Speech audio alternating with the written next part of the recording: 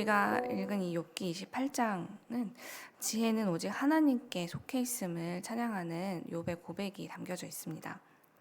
그동안 욥의 친구들인 엘리바스와 빌닷과 소발이 이 지혜라는 것이 마치 하나님께서 자기들에게만 주신 것인 양, 자기들의 소유인 양 교만한 태도로 욥을 비난하고 훈계했죠. 욥은 그런 친구들로 인해서 고통을 겪었지만 자기에게 그렇게 대한 친구들에게 똑같이 대응하지 않고 지혜의 근원이신 우리 하나님 앞에서 스스로 지혜롭다 여기는 우리와 같은 존재가 어떤 존재인지에 대해서 담담하게 이야기를 시작합니다. 먼저 욥은 인간만이 자신의 능력을 이용해 땅속 깊은 곳까지 찾아가서 귀중한 것을 찾아낼 수 있는 존재이다 라고 이야기하면서 광부를 구체적인 예로 들고 있는데요. 은과 금, 철과 동, 또 청옥과 같이 땅 위에서는 쉽게 얻을 수 없는 이런 보화들을 찾기 위해 오직 사람들만이 땅속 깊은 곳까지 갱도를 냅니다. 빛도 닿지 않는 이 땅속 깊은 곳까지 뚫고 들어간 후에 사람은 밧줄에 몸을 의지한 채 허공에서 광석을 채굴하죠. 그곳은 화산으로 인해서 뜨거운 불길의 위협도 있고 또 여러 예상할 수 없는 많은 위험들이 도사리고 있는 곳이기 때문에 어떤 용맹스러운 짐승이나 사나운 사자도 그리로 지나갈 생각조차 못하지만 오직 사람들만이 값진 금속과 보화를 얻기 위해서 이 미지의 공간인 땅속 깊은 곳에 내려가는 모험을 마다하지 않는다라고 이야기하고 있습니다. 이뿐입니까? 그렇게 채굴한 광석들을 녹이고 재련하여서 값진 금속과 보화를 얻는 그 능력도 오직 사람만이 가진 능력이죠. 뿐만 아니라 사람은 오늘 9절의 말씀처럼 굳은 바위에 손을 대고 산을 뿌리까지 뒤엎으며 땅속 깊은 곳에서 흐르는 물을 이용해 원석을 찾아내고 불필요한 것들은 흘려보내는 지혜까지 가진 존재입니다. 이처럼 사람은 하나님이 만드신 다른 피조물들과는 비교할 수 없는 뛰어난 능력과 지혜로 자신들이 원하는 것을 얻는 아주 대단한 존재인 것처럼 보입니다. 오늘날에도 우리가 바다를 메워서 관측지를 만들고 또 사막 한가운데 휴양지를 만드는 기술만 생각해 보아도 인간은 정말 하나님의 지혜와 능력을 가장 많이 닮은 뛰어난 존재라는 것을 부인하기는 어렵습니다. 그러나 그런 대단한 능력을 발휘하고 있음에도 창조주 하나님과는 결코 견줄 수 없는 피조물이 바로 우리다라는 것을 우리는 고백하지 않을 수 없는데요. 하나님께서 일하시는 곳과 그리고 우리가 일하는 곳에서 벌어지는 일들이 너무나 극명하게 다른 결과를 나타내기 때문입니다.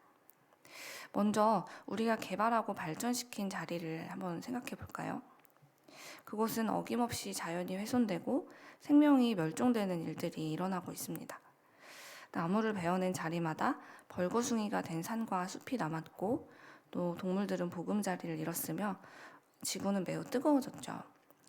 우리가 마구 사용한 석탄과 석유로 인해서 대기는 계속 오염되고 있고 결국 지구 한쪽에서는 6개월 동안 꺼지지 않는 대형 산불이 발생했고 또 반대편에서는 계절에 관계없이 쏟아지는 폭우로 인해서 수많은 사람들이 위기에 처하고 있습니다.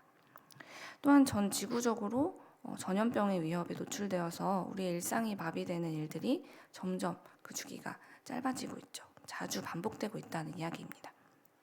반면 하나님께서 창조하시는 자리는 어떠합니까? 하나님이 일하시는 그곳에는 언제나 생명이 살아 숨쉬고 다른 생명으로 이어지는 순환이 계속됩니다. 인간들이 머무른 자리에는 있던 생명도 사라지고 다음 세대로 생명이 이어지지 못하는 소멸과 죽음이 반복되는 것과는 아주 다른 모습이죠. 오늘날 우리가 사는 이 세상이 과학기술의 발전으로 인해서 동물을 복제하기도 하고 생명 연장의 꿈을 이루어가고 있지만 그럼에도 불구하고 인간의 능력은 아주 분명한 한계를 가지고 있습니다. 죽음과 소멸을 결코 막지 못한다는 것이죠.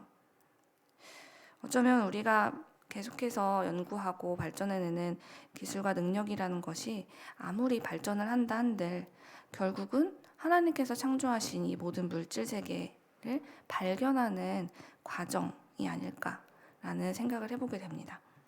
태초에 하나님이 만드신 이 창조하신 모든 세계들 그래서 하나님께서 정해두신 그 원리들을 우리는 오랜 시간, 이 인류의 역사에 걸쳐서 연구하고 그저 찾아내는 것일 뿐, 우리가 하나님처럼 무에서 유를 창조하거나 생명을 줄 수 있는 존재가 될 수는 없다는 말씀을 드리는 것입니다. 사랑하는 여러분, 그러므로 우리가 아무리 대단한 위치에 서게 될지라도 또 몇 번을 둘러봐도 주변에 나와 견줄 자가 없이 대단한 사람이 된 듯 여겨지는 때에도 나는 우리 창조주 하나님 앞에서 유한한 피조물이다 라는 것을 언제나 기억하는 여러분이 되시기를, 그리고 제가 되기를 소망합니다. 하나님의 형상대로 만들어진 우리가 그 사실을 잊는 순간 죄와 불행이 우리가 서 있는 자리에서부터 시작되기 때문입니다. 죄란 무엇입니까? 내가 창조주 하나님의 자리에 서는 것, 그것이 죄입니다. 에덴 동산에서 뱀이 아담과 하와를 유혹하던 말을 우리는 늘 기억해야 합니다. 그가 뭐라고 유혹했습니까? 너희가 하나님같이 되어 선악을 알게 될까봐 그것을 먹지 말라고 하신 것이야. 하나님같이 된다는 것, 그것이 바로 이 사탄이 인간들을 유혹한 첫 번째 말이었고, 그렇게 아담과 하와의 마음에 들어간 첫 번째 죄는 하나님처럼 되고자 하는 마음, 그것이 첫 번째 죄였습니다. 그리고 그 죄의 결과 어떤 일이 일어났습니까? 아담과 하와, 그리고 뱀, 그리고 땅까지도 저주를 받게 되었죠. 인간이 수고하지 않아도 풍성한 열매를 내주던 태초의 땅은 저주를 받아 가시덤불과 엉겅퀴를 내는 땅으로 바뀌게 된 것입니다. 사랑하는 여러분, 우리가 이렇게 대수롭지 않게 매일 짓고 있는 죄라는 것이 이렇게 무서운 것입니다.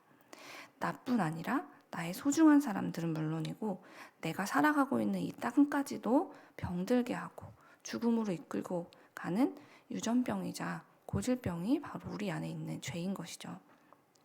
그래서 우리는 이 병에서 치유되기 위해 언제나 교만하지 않도록 나 자신을 살펴야만 하는 것입니다.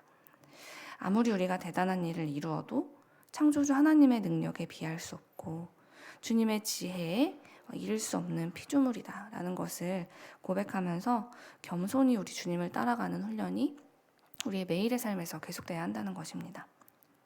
우리는 영이신 하나님을 닮은 존재입니다. 영적 존재라는 것이죠. 그러므로 우리가 주님을 닮아서 바르게 살아가기 위해서는 우리에게 매일매일 영적인 지혜가 필요합니다. 그리고 그 영적인 지혜는 오직 우리 하나님께로부터만 나오는 것이죠. 그러니 사랑하는 여러분, 여러분의 매일매일 삶의 순간순간마다 우리 하나님께 인생의 지혜를 구하시기 바랍니다. 야고보서 1장 5절은 이렇게 전합니다. 너희 중에 누구든지 지혜가 부족하거든 모든 사람에게 후히 주시고 꾸짖지 아니하시는 하나님께 구하라. 그리하면 주시리라. 하나님께 지혜를 구할 때 우리 주님은 당신의 사랑으로 우리에게 꼭 필요한 지혜와 능력을 더하실 것입니다. 제가 한 가지 부탁드리고 싶은 것은 하나님께 지혜라는 그 능력을 구하는데 우리가 머무르지 않기를 소망합니다. 하나님이 가지신 수많은 능력 중에 그 지혜를 주세요 라고 기도하는 것이 아니라 하나님, 우리가 지혜의 근원이신 당신을 바라봅니다. 우리가 지혜의 근원이신 하나님과 동행하기 원합니다. 하나님 지혜의 근원이신 당신을 구하는 우리가 되게 하시고 주님 우리와 동행하여 주시옵소서 이렇게 구하는 우리가 되기를 원합니다. 우리가 겸손히 이렇게 하나님을 바라보고 하나님 그분을 구하면 이 세상을 변함없는 사랑으로 돌보시고 또 모든 피조물에게 생명을 주시는 우리 유일하신 창조주 하나님의 그 능력이 우리를 통해서 이 땅에 발현되기 시작할 것입니다. 그렇게 우리의 지식과 능력을 넘어서는 우리 하나님의 지혜와 사랑과 능력이 우리 삶의 곳곳에서 나타나는 세상의 빛 이레교회가 되기를 축원합니다.